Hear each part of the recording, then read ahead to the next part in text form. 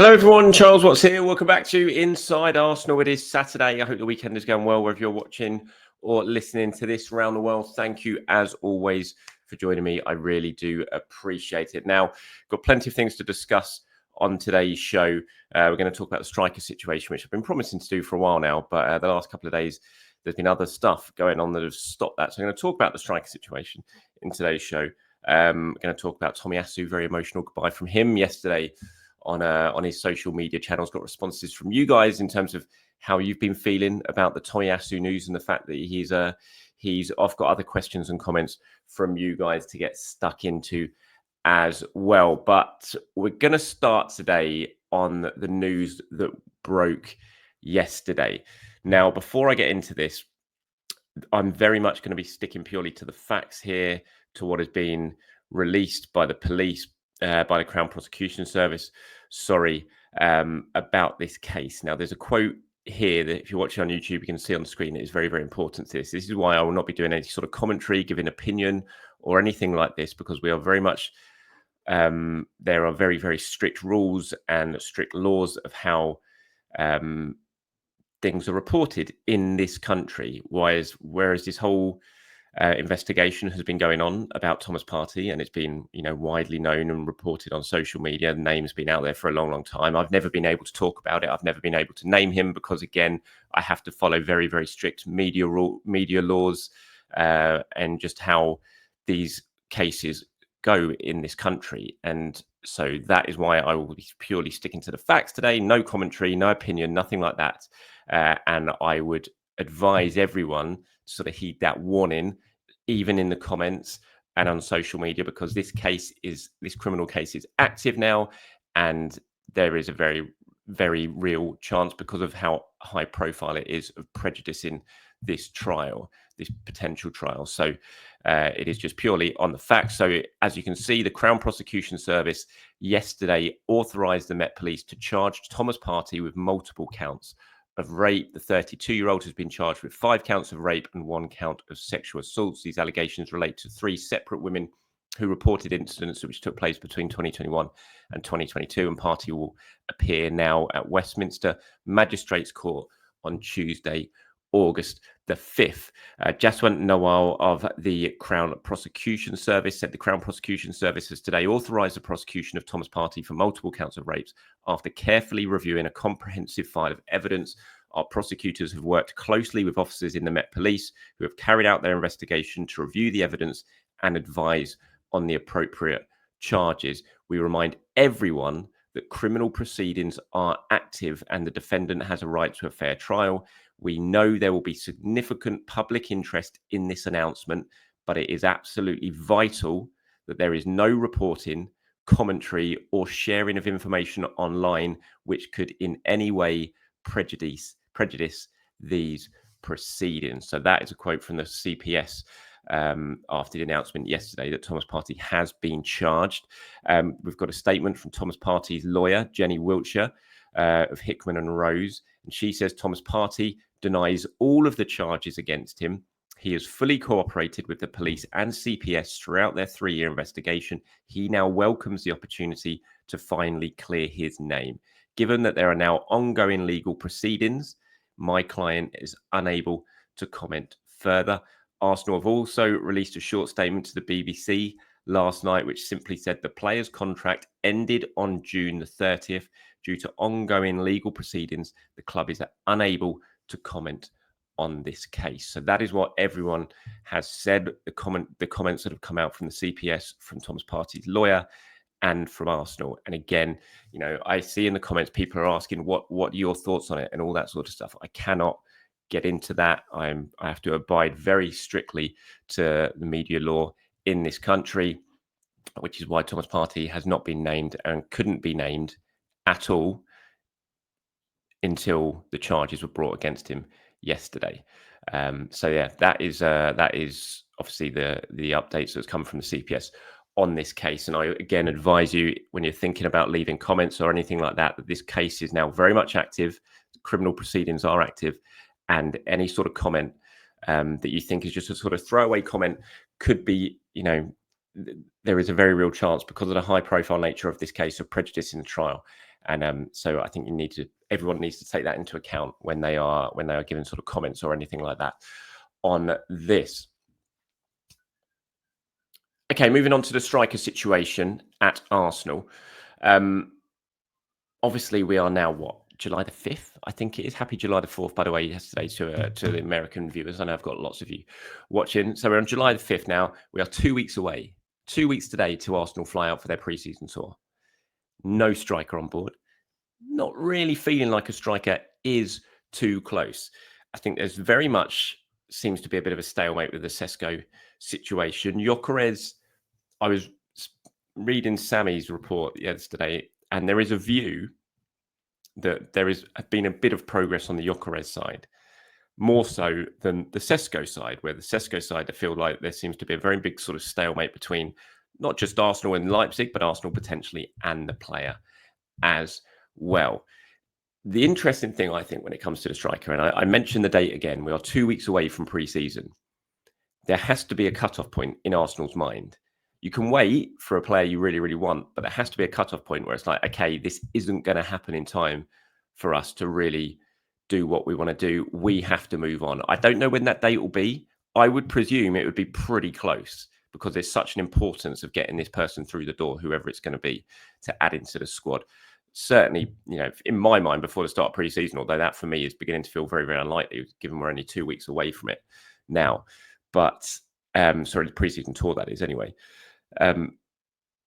So there has to be a point where they're like, okay, this isn't happening and we're going to have to pivot. And we have seen stories of late of, Arsenal putting the feelers out to Ollie Watkins' camp again. The Sesko thing just feels really, really interesting to me, how there is a very much, it looks like we're in a sort of stalemate position. Now, I had a question from Mark, my mate, who sent it to me on WhatsApp. He actually sent it to me a long, long time ago. And he was asking, has the excitement gone now? Whatever happens, whether it be Sesko, whether it be Gyokeres, has the excitement completely been sort of sucked out of the striker situation for Arsenal? It was one we went into the summer looking forward to seeing how it was going to be resolved. And now we don't really know how it's going to be resolved. And even if it does, it's the excitement sort of just been sucked out of it because it's been dragged on for too long. I don't think it has. And he also said, are we going to be paying too much attention on to how much the other striker is doing? If our guy's not scoring and the other guy is, are we going to be just too disappointed in that? Is it going to sort of suck the life out of enjoying watching our striker play here?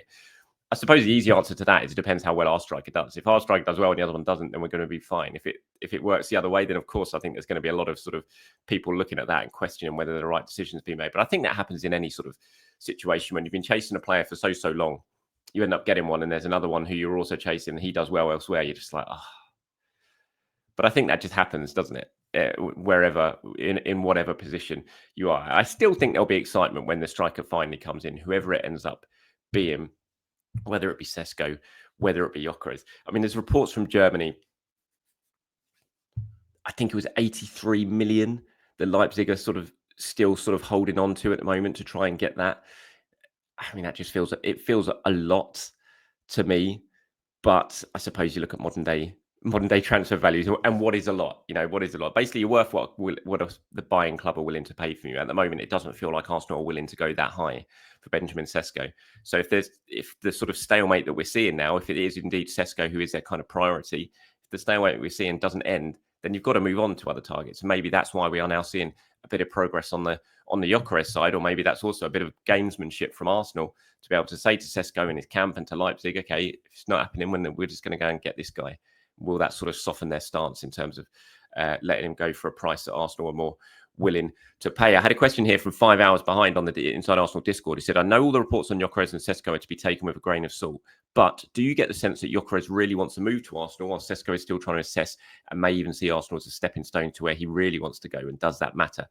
I think it would matter if he sees Arsenal as a stepping stone. I don't believe that he does. I mean, who comes to Arsenal and sees it as a stepping stone? It's not a stepping stone club at all in my mind. And if he was really thinking that, then yes, I that absolutely would matter. But I don't believe he would be. I think Gyokeres, does he really want to move to Arsenal? I think it's undoubtedly that is the case. I think it's pretty obvious from what is going on over in Portugal. It's been made very, very clear how keen he is to force this move through. I think he's very aware that at his age that this could well be his kind of final big chance to get a big move to potentially win some big trophies at a club. So yes, I think he's clearly pushing for it. I think Sesko's at a younger age. Maybe the rush isn't quite there for him because of the stage that he's at in his career. So, which is why he's probably not sort of forcing it the way that Gyokeres seems to be. But yeah, in answer to the question, does it matter if he sees it as stepping stone? I think it would, but I don't believe that he sees it that way. Right, moving on to Tomiyasu now. This was his message to Arsenal fans. If you haven't seen it, it's up on the screen now. He says, 4 unforgettable years. The time has come to say goodbye to this incredible club. Obviously, I've got many things to say, but the thing I want to tell you guys the most is just thank you for the love you guys have given me. So happy to be here with my teammates, Mikel, the coaching staff, supporting staff, everyone who is around the club. From my first day at the Emirates to every moment wearing the red and white, it's truly been an honour to represent this badge to the supporters. Thank you for the love you've been giving me on and off the pitch. I'll never forget it and it'll stay with me forever. To my teammates, I'm so happy that we've shared many memories with you guys because I know how good you are, not only as players, but as persons. I'm looking forward to seeing each of you on the pitch soon. It's time for a new chapter, but I'm forever proud to have been a gunner. Once a gunner, always a gunner. All the best, Tommy. Lovely message there from Tomiyasu. Now, obviously, I had my say on Tomiyasu yesterday. Lots of you got in touch on it. Dave says, I love Tomiyasu. Very sorry to see him go. Thanks to him for his contribution to our club. Uzi Sparks says, many thanks to Tommy. The Diaby Albatross got him, and he would be fondly remembered by us fans. I wish him all the best. Yeah, honestly, you mentioned Diaby there, Tomiyasu, even Wiltshire. This Santi, the end of Santi. There's so many players that you just wish injuries just did not rob us of the chance or rob them of the chance to really show what they can do. I mean, Diaby's such a classic point, Eduardo as well. But Diaby, I mean, what an unbelievable talent he was and just never, ever got to show it because of the injuries and because of that horrendous tackle at Sunderland. John Z says, oh, so Tommy's contract was mutually terminated and he's going back to Japan. I thought some Saudi club were going to buy him, which made no sense to me whatsoever. Miss you, Tommy. Best of luck. I mean, some Saudi club might buy him. You know, as he said in that message, you know, he very much emphasised the word, I hope to see you on the pitch. You know, he's not, this isn't a case of hopefully him having to retire because of this injury, but he's still got 5 or 6 months away from coming back. And so hopefully he will come back. Hopefully he will play football again. Hopefully he will be able to see Arsenal on the pitch against them at some point. I think that's what we all want to see. Just want to see him back playing again. Steve says, Charles absolutely gutted about Tommy. Great player, but I think both the club and the player made the correct decision. He takes up a place in the squad and, of course, the salary. I think he's played only 6 minutes in 2024. Yeah, I saw a lot of people saying, you know, why have we done this? You know, why didn't we just let him see out his contract, continue to pay him? And pointed to what Arsenal did with Cazorla and El Neni as well. But this is a very different situation. You know, Arsenal have been really carefully managing this with Tomiyasu, and Tomiyasu has spent an awful lot of time back in Japan. It's not a case of him just wanting to be around here. I think he wants to be back in Japan to really sort of work around with his family and everyone there to sort of get himself back in the best sort of state of body, but state of mind as well. And, you know, this is very much a mutual agreement. This isn't a case of Arsenal forced him out or anything like that. Honestly, believe me, that is not the case. This is something that's been worked on behind the scenes with Arsenal, with Tomiyasu, his people, and they've come to this. Everyone's come to this agreement. There's no ill feeling about it. So it definitely, trust me, it's not a case of anyone being forced out of the club or anything like that. Right, a few more questions before we wrap this one up. Nick says, hi, Charles. Hope the move is progressing well. It's progressing slowly, mate, but we've only got about 2 days left now before it really starts. So somehow we're going to have to get this place ready. And honestly, if I turn my camera around and let you see what I can see around me at the moment, I don't know how we're going to get this place ready in the next 2 days, but got to do it. Thanks for the asking. Anyway, you say Martinelli's work rate on and off the ball is exceptional. He presses, tracks back. He seemingly is all over the place. Does Rodrigo play with the same intensity? Mario Canenio's piece in The Athletic stated that in Madrid there have been persistent doubts about his consistency, which to me would be a red flag for Arteta. Are you concerned about this? I'm not concerned about his work rate because by all accounts his work rate is very, very good. And when you speak to his teammates or when his teammates speak about him, you know, they all have pointed to that as well. And I mean, consistency-wise, he's a winger. Wingers are sort of inconsistent unless you're Mo Salah, really, or Bukayo Saka. But look, if Arsenal, if Arteta is desperate to bring Rodrigo in, if he's desperate to sign him and he thinks he's going to fit in, then I wouldn't worry about that, I have to say. And if he's going to be a success, Arsenal, he's going to have to work hard. You can't come here and be a sort of big-time Charlie in this Arsenal team. It just can't happen because everyone has to work so hard. It's what makes Martinelli so useful to this team, even when he's not playing at his best going forward. The work rate, what he brings defensively is so important to this team. And anyone who's going to come in and move him out of the team, get ahead of him in the pecking order, is going to have to match that work rate. And if they don't, no matter how much they cost, no matter who they are, they're not going to do it. Martinelli will be back in the side. So no, it wouldn't be a red flag for me. I think Rodrigo would be well aware of it if he would decide to come. And I certainly think Arteta wouldn't let him off if he didn't. So no, not too many concerns for me there. Matt says, hi, Charles. This could be seen more of a general signing question, though. With Zubimendi's recent arrival, what's the usual process since arriving? Do players live out of Sopwell until they find a house? Do their club look to manage this? Is it up to the player? Just keen to know what it's like landing at Arsenal in the initial days and weeks. Yeah, well, they've initially, most anyway, will be put up at Sopwell House initially, which the club has always used for a long time. And I believe they still do. I haven't heard that they don't. And then the club will have people who work for them who will look after them while they're at Sopwell House, but then we'll also normally try and find them a house initially.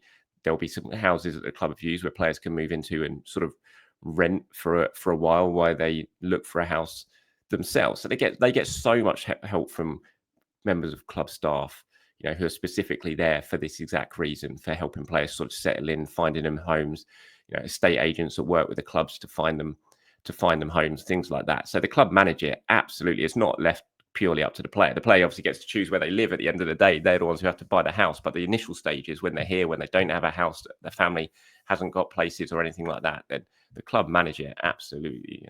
They get very good. They get very good advice, as you can imagine, and all the sort of help that they need to help settle when they first arrive. Jason now gets in touch, says, fingers crossed all goes well with the move, thank you. I'm reading rumours about Ethan's contract, playing time concerns and a host of big clubs interested. Any chance we could use interest from RB Leipzig for a season-long loan? Quieting Ethan's concerns, extends his contract, but also provides the added bonus of helping in Sesko negotiations. I mean, I don't know. It's all hypothetical there. Jason, I don't know if Leipzig are interested in Ethan. I don't know if Ethan will be interested in that. I do think the loan idea for Ethan's interesting. I'm not sure it's something that I would myself massively want, but if it meant he would sign a new contract, if you could say, okay, go out on loan to a very good club, get really good development minutes somewhere else for a season, I'd be okay with it if it meant he signed a new contract, if that was crucial to it. Personally, I would love to see him just kept around here and make sure that he gets the minutes that he needs. I think he's good enough to. I think the development for him next season could be really, really crucial. I think playing more centrally and really being the guy who rotates with Martin Odegaard more, I think would be beneficial to him and to Arsenal, just as importantly. But I wouldn't be absolutely devastated if he was sent out on loan for a season. I think it could help him. I think when I look back to Jack Wilshere, when he went away and had that loan spell at Bolton, it was absolute making of him. Came back and he was just a man and just came straight back into the Arsenal team, even at that young age, and was brilliant. So there's certainly examples, but there's also examples of it not working out. I mean, we talked about Serge Gnabry yesterday and that loan spell to West Brom, which was an absolute disaster. So if Arsenal were to even consider sending Ethan out, it would have to be absolutely to the right club. Leipzig could well be that club. We know how they like to play with young players and develop players. So a club like that would make an awful lot of sense. But my point of view on it is that I think I would want Ethan to stick around for a season, and just Arsenal have to make sure they find a way of giving him the minutes that he needs to develop and giving him the minutes and the promises and assurances that he needs for him to sign that new contract, which is obviously very, very important from an Arsenal point of view. And that's it from me today, everyone. Thank you for watching. Thank you for listening. I do appreciate it. As always, I'll be back tomorrow to do it all over again. Anything you want me to discuss in that show, let me know in the comments below. Until then, enjoy the rest of your Saturday, everyone. Speak to you soon. Bye-bye.